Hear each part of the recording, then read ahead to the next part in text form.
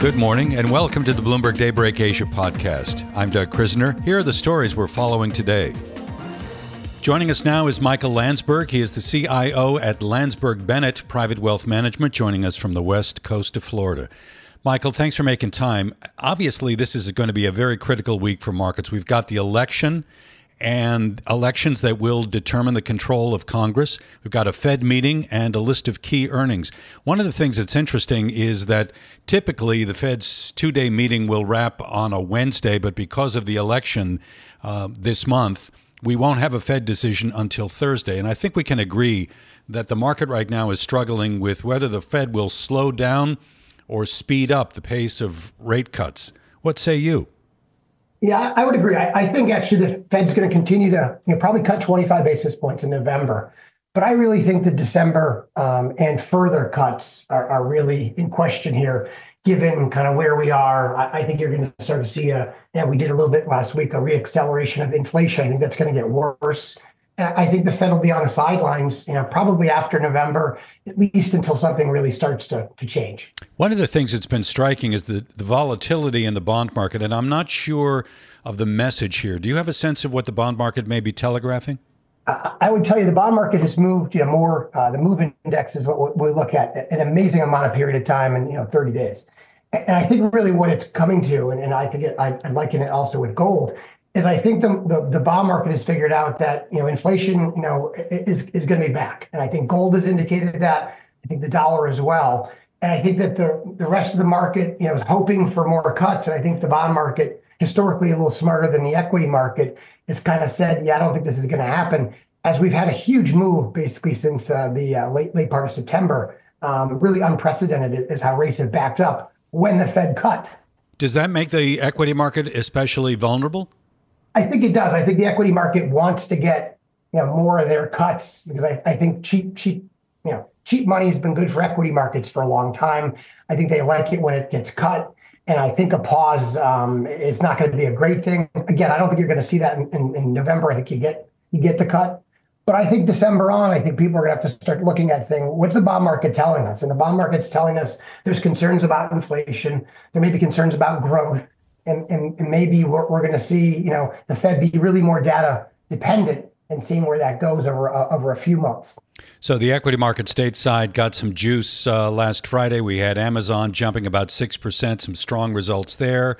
Intel, amazingly, up nearly 8%, a bullish outlook from the company. And then if you look at what happened in the energy complex, both ExxonMobil and Chevron beat. Where are we in the earnings cycle right now, and how do you think we're going to look at the third quarter results overall? I think the S&P 500 will be up single digits. Let's say 7-8%. I think obviously Nasdaq faster growers will be up more. We really focus on kind of year over year numbers. I don't really look at the expectations as much as I look at what the actual printed number is versus what the printed number was. And I think you're seeing in AI land, for example, there's some companies that are really going to make money in this space. I think it all bodes well for NVIDIA's numbers in 3 weeks. Is these hyperscalers are spending a lot of money, historic amounts of R&D, if you will, and CapEx spending in the AI space, and it really has become almost an arms race in AI. And when obviously with NVIDIA being that big winner.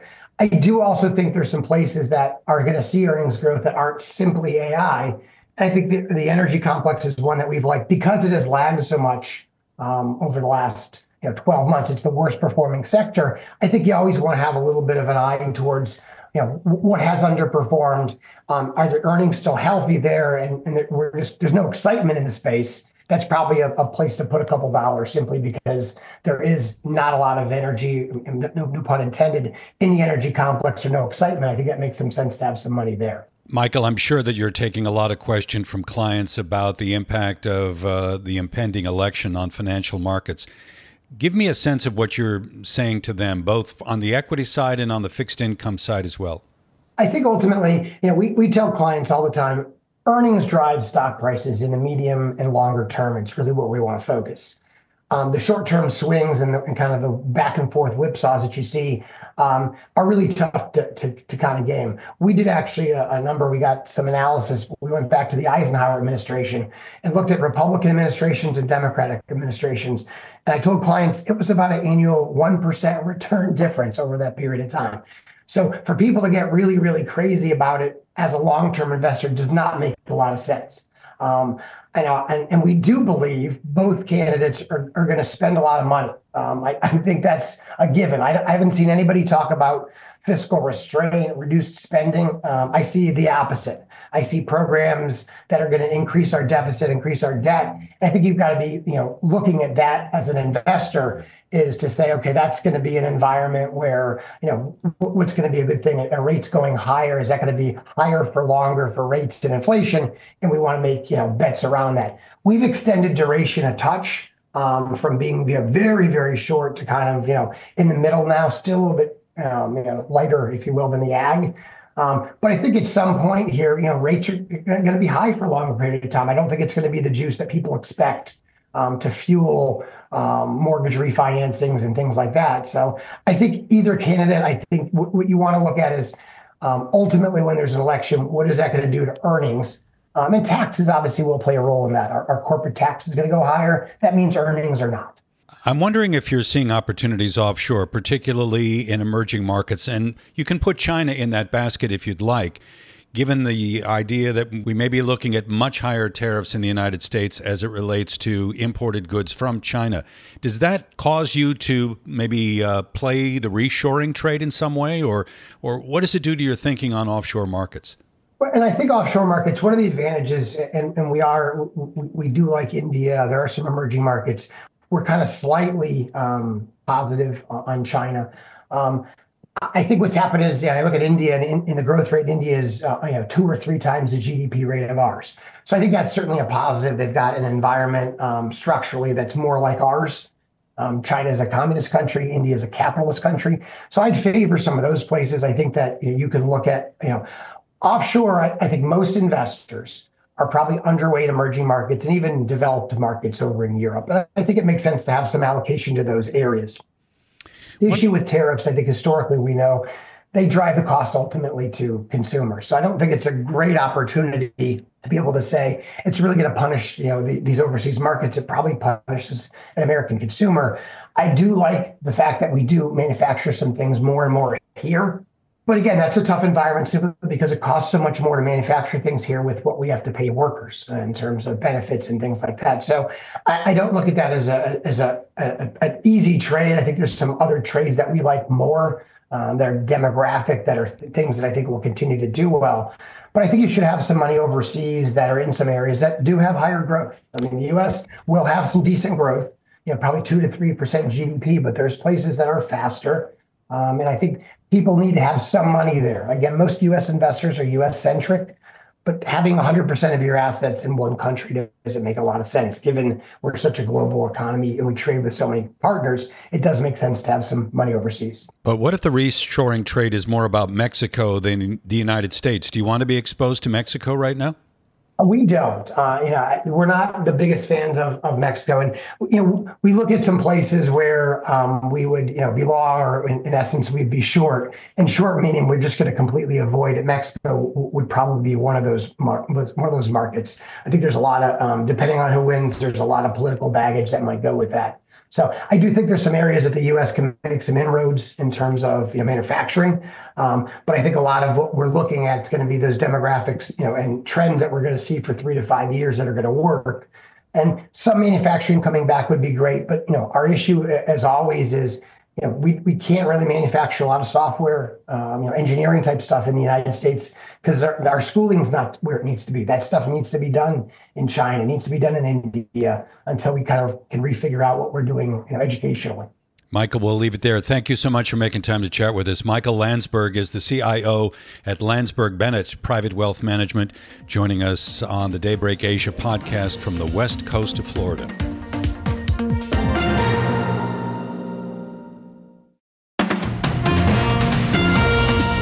Joining us now is John J. Edwards. He is Bloomberg Weekend America's managing editor, joining us from the studios here in New York City. Thanks for making time. And I'm sure it's been a busy week for you, or weekend, I should say, heading into what will be a busy and a critical week for markets. We've got the election. not only for president, but for races that will determine the control of Congress. There's a Fed meeting, which has been pushed out a day because of the election, so we'll get a decision on Thursday. Right. And no shortage of earnings. And then there's geopolitics on top of that. Sure. Can we start with the presidential election first? Absolutely. What's at stake for Wall Street? Very different approaches to policy in terms of Harris and Trump. It will be very distinct outcome for Wall Street. Depending on which of them prevails. Certainly Trump has talked a lot about being interested in moving heavily into tariffs and cutting a wide array of taxes. Harris, by contrast, has a more traditional, sort of Democratic approach where she, intends some more targeted tax cuts, more targeted tariffs, but generally a more traditional approach that is in some ways likely to be a continuation of the Biden policies. But more fiscal spending, whether it's Trump or Harris, and maybe that's one of the things that's been causing a bit of confusion in the bond market, wouldn't you say? Yeah, absolutely. And a lot of traders are really unsure of their positioning at this point and, are trying to be, basically nimble going into the election and see how things seem to be looking as we wear into late Tuesday and early Wednesday. So, do we have a sense of how long it's going to be before there is a decision or some level of clarity in the presidential race? What is the newsroom planning for right now? We're basically planning for any eventuality. Certainly, I think, the thought is that it is unlikely that we will have, certainly a 2000 style Bush versus Gore several weeks before there's any clarity. The thought is with a race that is polling this close, it's likely to break somewhat decisively one way or the other. It could be that if there is any polling failure, it's probably all going in one direction or another. So while it's unlikely that there will be an absolute final call on Tuesday night, I think it is possible that there will be some clear direction, even in the early hours of Wednesday. And then we may see a scenario, much like we saw in 2020 when Biden was finally declared the winner on Saturday that week. So let's talk geopolitics next. I'm looking at the oil market right now. Both Brent and West Texas Intermediate are rallying. We've had some fresh developments in the Mideast. The Israeli military is saying that it carried out a ground raid into Syria, and some more in the way of threats coming from Iran targeting Israel, right? That's right. So Israel said it did do a ground incursion into Syria and seized a Syrian citizen that they say was involved with Iranian networks.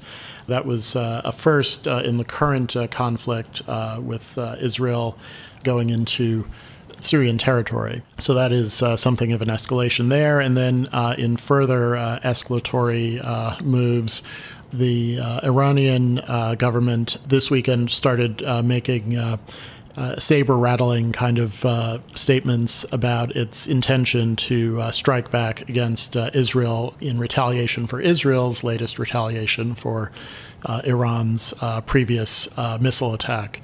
So there is some suggestion from Iran that whatever attack it is planning is going to be, as they've said, strong and complex, and it's thought that it might involve more than just missiles and drones. Obviously, details are hard to come by, but it does seem that there is going to be a further escalation, and Iran has specifically backtracked essentially on the sort of calmer response that it had after Israel's fighter jet attack, when it was initially trying, Iran was initially trying to downplay the impact of that attack.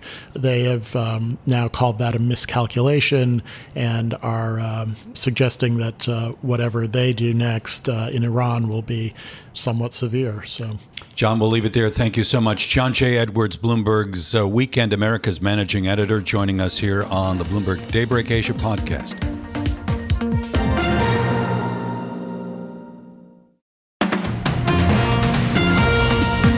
Over the weekend, the Israeli military said it carried out a ground raid into Syria, the IDF saying it seized a Syrian citizen involved in Iranian networks. Now, this is the first time in the current war that Israel has announced sending troops directly into Syria. For a closer look, I'm joined by Dr. Ariel Cohen. He is senior fellow at the Atlantic Council. Dr. Cohen, it's always a pleasure. A lot of ground to cover, but I want to begin with the move of Israeli forces into Syria. Help me understand the significance here. It's a special forces op. They picked one high-value operative. He was an Iranian terror network operative, the IDF said, named Ali Suleiman al-Assi. And operations like that are executed, I won't say daily, but quite often by Israelis, by Americans and others in the Middle East and elsewhere in the world. This is a part of a shadow war against terrorism that is ongoing now for decades. Perhaps the larger news story was Iran saying that it's planning a counterattack on Israel involving more powerful warheads and some other weapons here. This being reported by a number of news organizations, including the Wall Street Journal. This comes a day after the Supreme Leader vowed harsh retaliation against Israel. How high are the stakes right now for some type of escalation between Israel and Iran? The stakes are high. You're absolutely right. This is a big story. I was in Israel a month ago when the Iranians rained over 200 missiles all over Israel, and I was, thank God, in shelter, not hurt. But these rocket attacks are regular, either by Iran or by Hezbollah. Just the other day, 11 people in an Arab town called Tira, many clicks from Tel Aviv, were hurt when Hezbollah, the Iranian fully owned terrorist organization, said that they were trying to hit Tel Aviv. The Iranians escalated their rhetoric after the United States told them that they'd better stop after the Israeli retaliatory strike recently. The Supreme Leader made the decision. They're going to escalate. They are saying they're preparing bigger warheads and more missiles. So the escalatory spiral is ongoing. We also saw the other day Israel moved a frigate with ballistic missiles or cruise missiles through the Suez Canal into the Red Sea, and then probably putting it in the position to strike Iran. So this is ongoing. B-52s are now deployed in the Middle East in a signal to Iran to stop the escalation, to stand down. In the meantime, the hostages are still in Gaza. The release of hostages, of course, would lead to a cessation of hostilities in Gaza. And as we speak, there's a new scandal in Israel when classified materials were leaked from the office of Prime Minister Netanyahu, and this affects the hostage negotiations and the politics of the Israeli ruling coalition. We had a comment from the Deputy Commander-in-Chief of Iran's Islamic Revolutionary Guard saying details cannot be discussed, but this attack against Israel will certainly be carried out. What does it say to you when Israel is given this type of forewarning? It is telling me that Iran thinks that it can hurt the Jewish state. The relative size of Israel is much, much smaller than Iran. And Israel doesn't have, it looks like, the large number of the missiles Iran has. Israel has a very good Air Force. And in the last strike, what Israel did was taking out the radars and the anti-air batteries of Russian S-300 batteries that could impede Israeli air attacks. And this also means that after the warning from the United States not to touch the oil infrastructure that makes money for the mullah regime and the nuclear facilities that threaten Israel's very existence, Israel may decide that some of this sensitive infrastructure is at play they did a little ping by hitting a small refinery-related target near Abadan in the last exchange of hostilities, and also one of the labs connected to the nuclear cycle of Iran. The existential threat, of course, to Israel is from the Iranian nuclear program that the Bush, Obama, Trump, and Biden administration all failed to stop. Can you help me understand the relevancy or the context of the U.S. presidential election in a lot of the rhetoric and this back and forth that we are seeing right now between Iran and Israel? Look, the United States is a status quo power. What does that mean? It means we are happy with the global regime, with the global balance of power as it is, and it's being challenged very openly by Russia, China, Iran, and North Korea. The Iranian leaders are saying they are in a coalition with Russia and China. They're on record saying they're challenging the status quo. Both the Harris campaign and the Trump campaign said they're not interested in a war with Iran, but I think the Iranians made it very clear that they are A, supportive of Kamala Harris, B, there were open sources, publications that are going after Trump with assassination attempts. They breached the cybersecurity of the Trump campaign.